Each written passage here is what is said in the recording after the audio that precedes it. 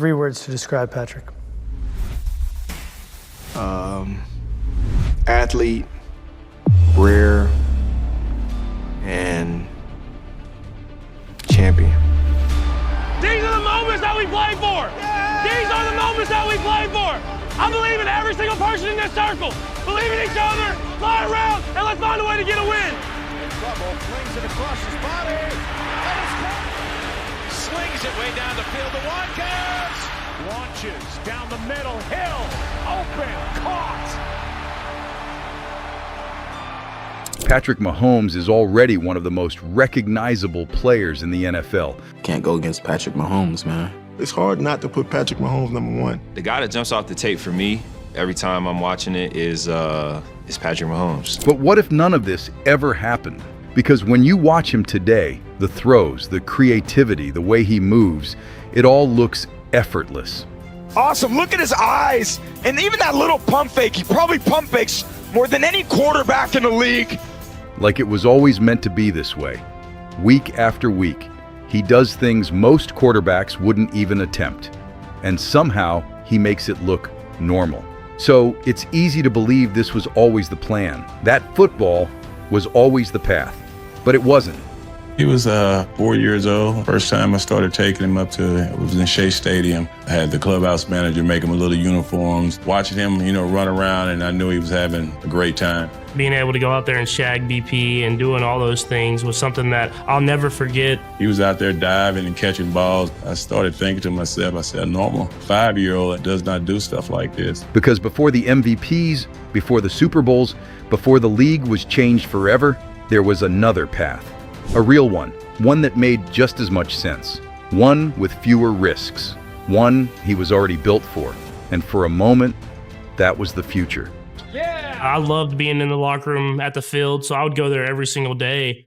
Patrick got the chance to, be around a lot of great guys. A-Rod, Derek Jeter, icons of the game. He got to go there and see the way they worked and what they did to prepare themselves, for the games. And he was always a student. So how does someone go from standing at that crossroads to becoming one of the greatest players the game has ever seen? Because this wasn't just a career decision, it was a turning point. That could have changed everything. So the real question is, did Patrick Mahomes almost choose the wrong sport? You see, before Patrick Mahomes ever became the quarterback redefining what was possible on a football field, he was growing up in a completely different world, one that had nothing to do with Sunday nights or Super Bowls. His father, Pat Mahomes Sr., spent over a decade in Major League Baseball. He played 11 seasons in the majors, facing some of the best hitters in the world, and that level of experience shaped the environment Patrick grew up in. That meant Patrick's childhood was built around clubhouses, road trips, and big league routines. Being around professional athletes wasn't something he had to imagine or work toward. It was just normal life. He watched how players prepared, how they carried themselves, and how seriously they treated the game, and all of that started shaping him long before he ever became a starting quarterback. So talk a little bit about the fact that there was a time you were kind of mad at your son for choosing football over baseball, and what's the main reason for that? Well, it wasn't that I was mad. I just saw the danger. You could get hurt a lot easier, playing football than you can playing baseball. I wasn't mad. I always thought he was going to be a baseball player, but at the bottom line, it's his decision, it's his career, and whatever he wants to do, he does. But I wouldn't have chosen it. Baseball, more than anything else, was the environment he understood best. He spent hours around the game, picking up habits without even realizing it. The throwing mechanics, the arm angles, the timing, all of that began there. By the time he was old enough to compete seriously, he already had one thing that stood out immediately, a natural arm that could do things other players couldn't replicate. And at that stage, football hadn't taken over yet. He played it, of course, but it wasn't the center of everything. It didn't carry the same weight as baseball, which already had a clear and realistic path in front of him.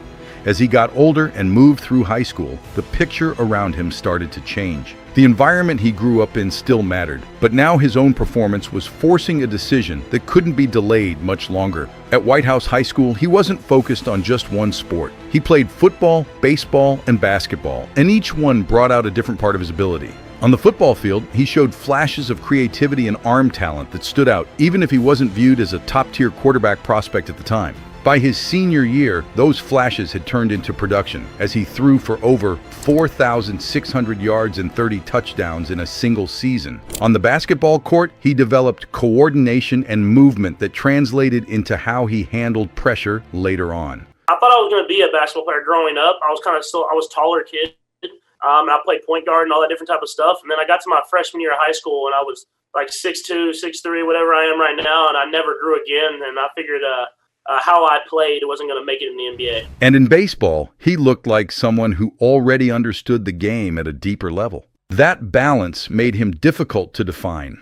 Coaches and scouts could see the talent, but there wasn't a clear label they could attach to him yet. They talk to each other and know that I can balance it. And I'm going to play in the outfield and pitch when I'm on the baseball team, and I'll be quarterback when I'm on the football team. And it's going to be a lot of work, but I'm up to it. It's a dream of mine was to be able to play both in college. People told me I wouldn't be able to do it, and it kind of just gave me the motivation to go out there and prove that I can be at the next level with college athletes playing in both sports.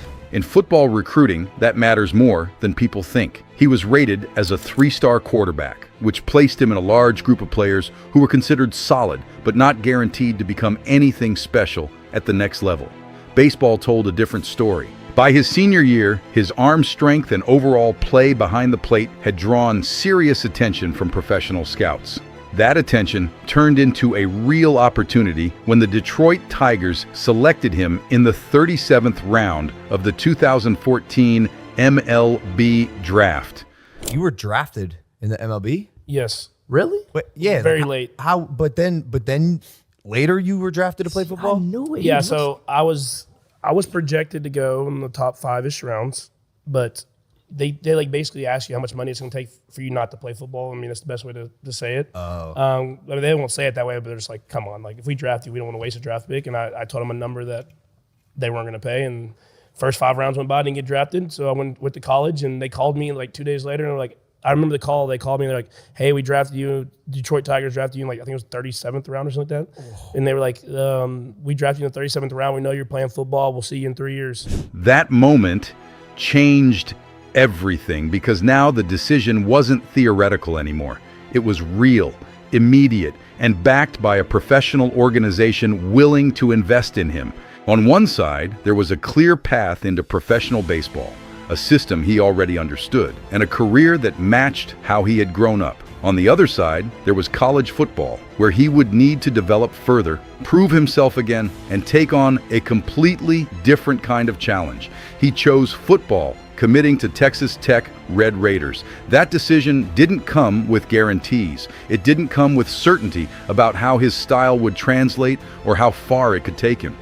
It simply set him on a path where everything still had to be proven. You see, when Mahomes arrived at Texas Tech Red Raiders, he stepped into a system that would give him freedom, production, and visibility, but also raise new questions about how his game would translate beyond college. I just wasn't ready to be in there. I didn't work hard enough. But after I saw that, it kind of changed my mentality. And as the year went on, I started to improve more and more. And it's just something I've been trying to do all offseason, is just keep getting better and trying to be the best quarterback I can be. Texas Tech's air raid offense was built around volume. Quarterbacks were expected to throw often, push the ball downfield, and operate in space. That environment suited Mahomes. It gave him room to improvise, extend plays, and use his arm in ways that weren't always structured.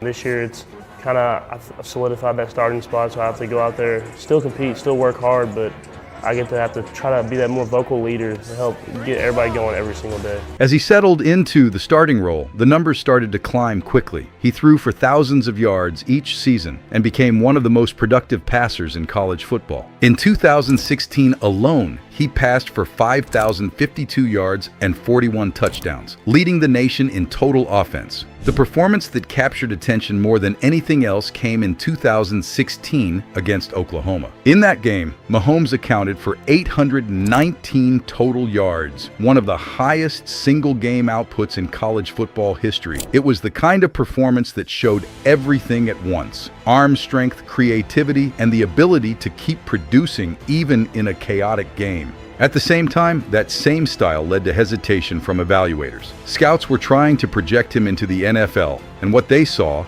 was a quarterback who operated outside structure more often than most. I saw a kid that showed really good touch, good accuracy. I know he's got a big arm, but really, I don't think there's much of a negative to this kid, although what's the best case scenario? Well, best case scenario is he plays behind a quality starter for a year or two, a veteran.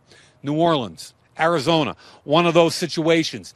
At the end of the day, I think he's a thrower, not a passer. His footwork could get loose, his mechanics varied depending on the situation, and many of his best plays came after things had already broken down. They don't see how much I actually do on the field. If they're still calling me a system quarterback at this point, they don't understand that I'm changing plays. I'm signaling all the plays, not like we're looking at a sign. I'm in total control of that offense. The air raid system itself also carried a reputation. Quarterbacks coming out of it were often labeled as system players, and there was a long-standing belief that their production didn't always translate cleanly to the professional level. So while Mahomes was putting up numbers that were hard to ignore, there was still uncertainty about what those numbers meant. Across his college career, he finished with over 11,000 passing yards, numbers that placed him among the most productive quarterbacks in the country. By the time he entered the 2017 NFL draft process, he had become one of the most talked about prospects in the class. Teams could see the talent clearly. The arm strength was obvious, and the ability to create outside structure stood out on film. At the same time, there were real questions about consistency, decision-making, and how quickly he could adapt to an NFL offense. He had chosen football, and he had proven he could dominate in college. Everybody thought of me as this like gunslinger that threw all these interceptions and all these touchdowns, and we had to score a lot in college. And I still, if you look at my college stats, I never really threw a lot of interceptions, but they were just like, in the NFL, though, they're going to be interceptions. He hasn't done it yet, but they're going to happen. But as the next step approached, the conversation around him was still far from settled. During the 2017 NFL draft, several teams at the top of the board chose to go in different directions, focusing on quarterbacks who were viewed as more polished or easier to project. Mahomes remained available longer than some expected, which reflected the mixed opinions around him at the time. Then the situation changed. The Kansas City Chiefs made a decision that stood out immediately. The Kansas City Chiefs, I am told they are making the most noise of any team plotting a potential move up. With the 10th pick in the 2017 NFL Draft, the Kansas City Chiefs select Patrick Mahomes, the second quarterback. They traded up from the 27th pick to the 10th overall selection to draft Mahomes, giving up multiple picks to secure him. It was a significant move, especially for a player who was still considered a developmental prospect. Within the organization, there was a clear belief in what he could become, even if the rest of the league had not fully reached the same conclusion. Head coach Andy Reid played a major role in that decision. Reid had a long track record of working with quarterbacks, and he saw traits in Mahomes that could be developed over time. The plan was not to rush him onto the field. It was to give him time to learn, adjust, and grow within the system. That approach became clear right away. Mahomes entered the season behind starting quarterback Alex Smith, who was coming off a strong year and still firmly held the starting role. He was coming off a season where he threw for 4,042 yards, 26 touchdowns, and just 5 interceptions. One of the most efficient years of his career. Instead of being pushed into immediate action, Mahomes spent most of his rookie season on the sidelines, observing how the offense operated at the professional level. He worked on understanding coverages, refining his mechanics, and adapting to the pace of the NFL. This period did not generate headlines or highlight plays, but it played an important role in his development. It allowed him to process the game from a different perspective and build a foundation that would support his style later on. By the end of the season, Mahomes made his first career start in Week 17, offering a brief look at how he could operate within the system. In that game, he threw for 284 yards and showed early signs of the composure and arm talent the team had invested in. It was only one game, but it showed that the transition was already underway. The investment had been made, and the development phase was in motion.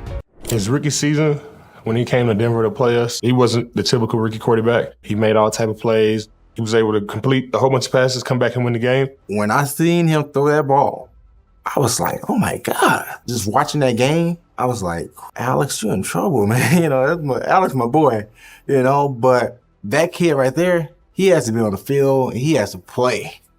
Like, he has to play. Balling pretty good, man. He balling. He got an arm. It was on a whole nother level. Patrick Mahomes is the real deal. When the 2018 season began, the plan that had been set in motion a year earlier finally shifted into action. The Kansas City Chiefs moved forward with Patrick Mahomes as their starting quarterback, and with that decision came a new level of expectation. Coach Reed puts a lot on the quarterbacks, which at the time when I was young was hard. I mean, I had to learn a ton. That's why I was happy I sat that first year, because there was a lot, and I learned a ton from Alex. Now I know. I think that's the coolest thing. Sometimes I look around and see quarterbacks and you get hit with the blitz and it's like they get smoked. And I'm like, I know the moment that I'm hot or unprotected where I need to go and get the ball out. And that's because Coach Reed puts it all on the quarterback to go out there and make those calls. Another big story we're tracking this morning, football fans are reacting to big news. The Chiefs are trading quarterback Alex Smith to the Redskins. So that means Patrick Mahomes is expected to take the top spot. Well, John, I think what's happening here is that the Chiefs are getting a third-round pick and they're getting cornerback Kendall Fuller and a third-round pick for a quarterback that they knew they were moving on from and had conversations today with about a half dozen teams, I'm told. There were a couple of other teams that thought they might be able to get a deal done. They didn't. Washington got the deal done. He was stepping into a team that had already been competitive, but now the responsibility of running the offense was fully his. There was no longer a veteran in front of him, and there was no longer a waiting period. Everything he had spent the previous year learning had to show up on the field. This guy's the first guy in the building. Great dude, incredibly humble, and I think when you looked at it like that, like it was only a matter of time, man. He's relentless. From the opening games of the season, it became clear that something different was happening. Mahomes quickly established a rhythm within the offense, connecting with players like Tyreek Hill and Travis Kelce in ways that stretched defenses across the field. His ability to extend plays and deliver throws from multiple angles translated directly into production. Defenses had to adjust not just to the speed of the offense, but to the unpredictability of how plays developed. As the weeks went on, the numbers continued to build. He finished the season with 5,097 yards, 50 touchdowns, and 12 interceptions, becoming one of the few quarterbacks in NFL history to reach that mark in a single season. Those numbers placed him in a category that had previously been reserved for some of the most established names in the league. My first year starting in the last regular season game, I threw a touchdown to one of my best friends, DeMarcus Robinson. At the same play, I threw for 5,000 yards and 50 touchdowns. And at the time, I thought that's just how NFL worked. That was my first year starting. I can tell you that's not how it works. This Maybe is cool. for him. But now that I've kind of went through the adverse moments in the NFL, I realize how special of a moment that was. Beyond the statistics, there was a noticeable shift in how defenses approached Kansas City. Opposing teams had to account for his mobility, his ability to throw deep, and his willingness to attempt throws that most quarterbacks would avoid. That combination made it difficult to predict how any given play would unfold.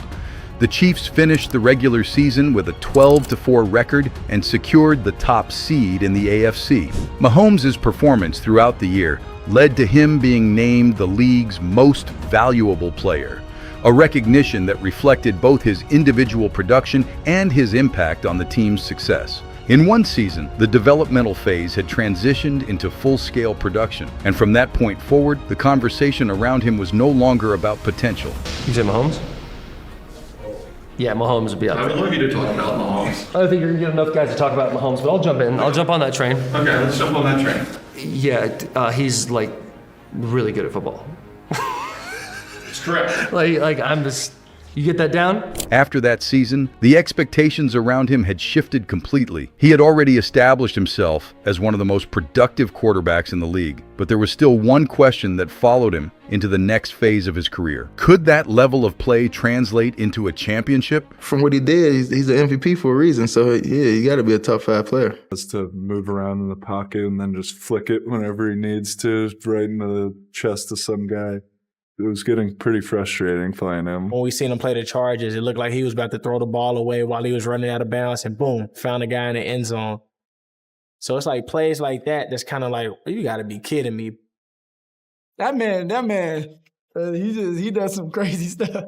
He's just throwing the ball crazy. Like, how you do that? The 2019 season began with the Kansas City Chiefs once again building their offense around Mahomes' ability to create and extend plays. Early in the season, he continued producing at a high level, but a mid-season knee injury forced him to miss time. That moment tested both the team and Mahomes himself, because it interrupted the rhythm he had carried over from the previous year. When he returned, the focus shifted toward finishing the season strong and positioning the team for the playoffs. The Chiefs closed the regular season with a 12-4 record, earning a place in the postseason and setting up another opportunity to move deeper into January. Once the playoffs began, each game presented a different kind of challenge. In the divisional round against the Houston Texans, the Chiefs fell behind early, facing a significant deficit in the first half. Mahomes responded by leading a series of scoring drives that turned the game around, allowing Kansas City to regain control and secure the win.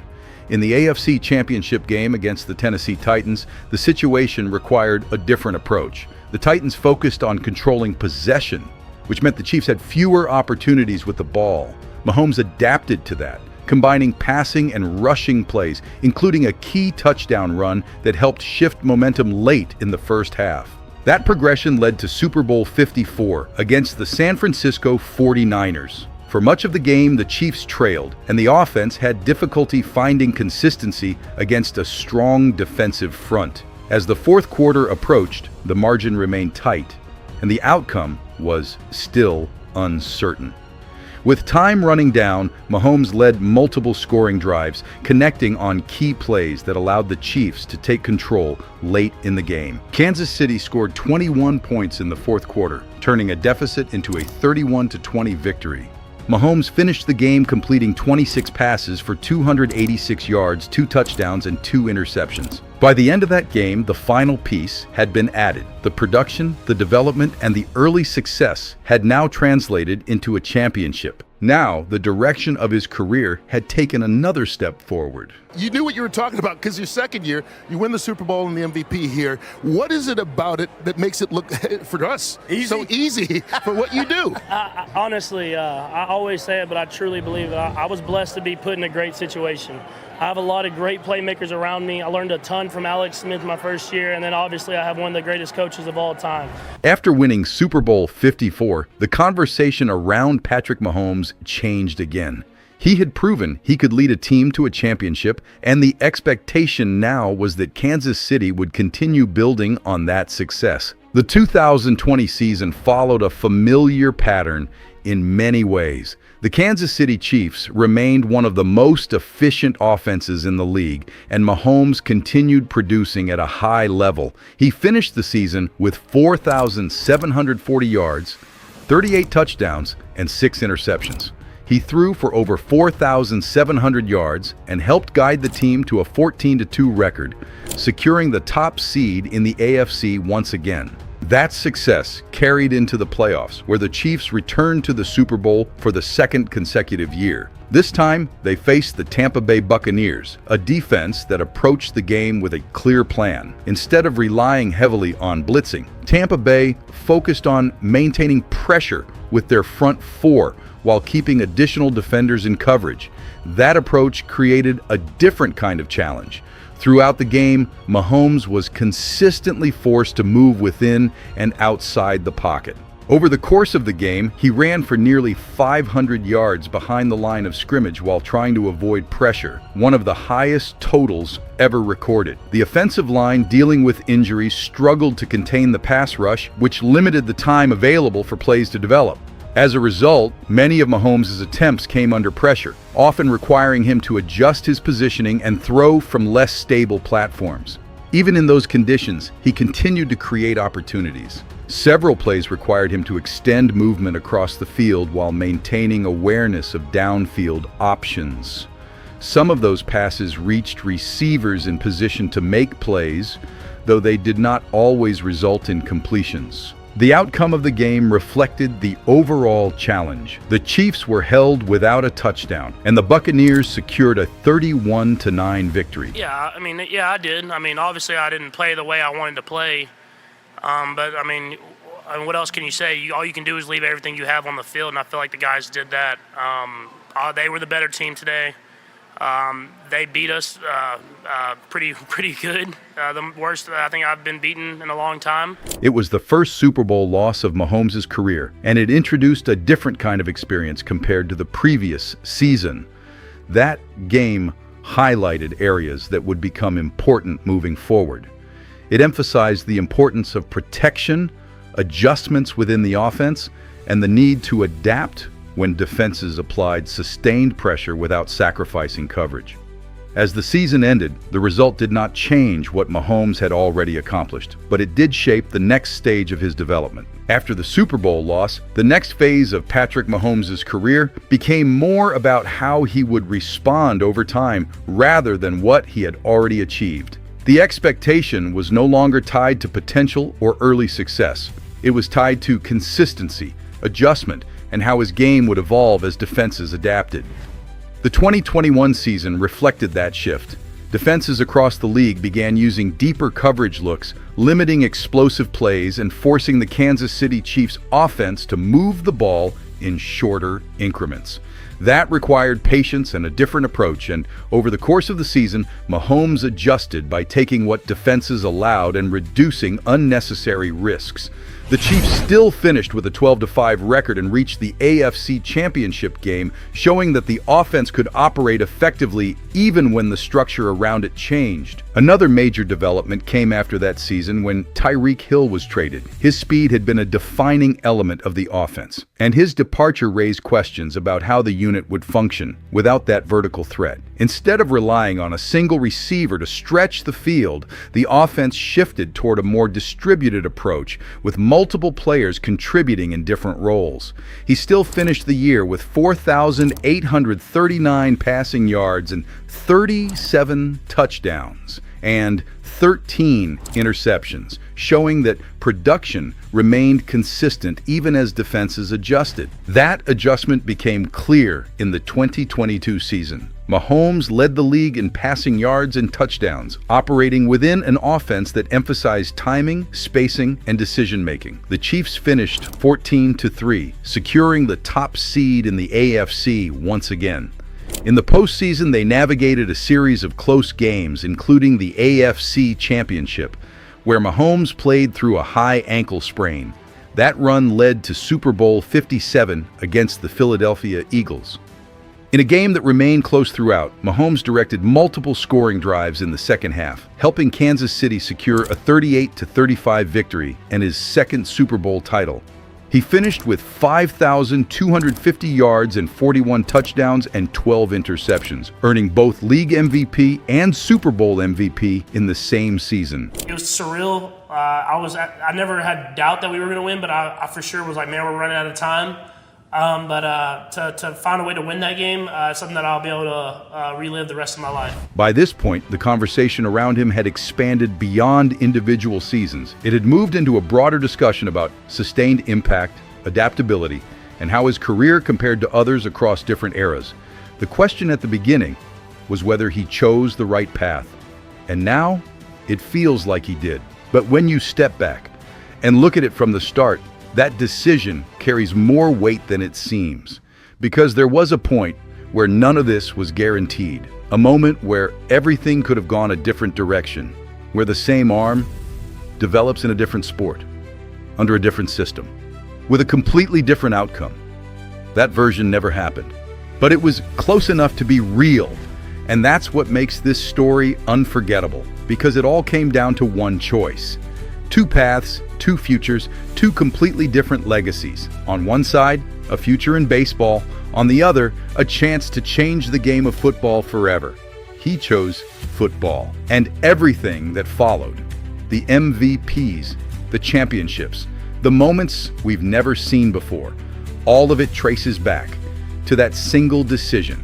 Mahomes magic! You have such great technique when you're throwing on the run, especially to the right. You're always inside. I always call that inside, where you're kind of inside the frame of your body and that ball just snaps off. So maybe the real question isn't what happened. It's what the NFL would look like today if he chose differently. So did Patrick Mahomes almost choose the wrong sport? Or did he make one of the greatest decisions in sports history?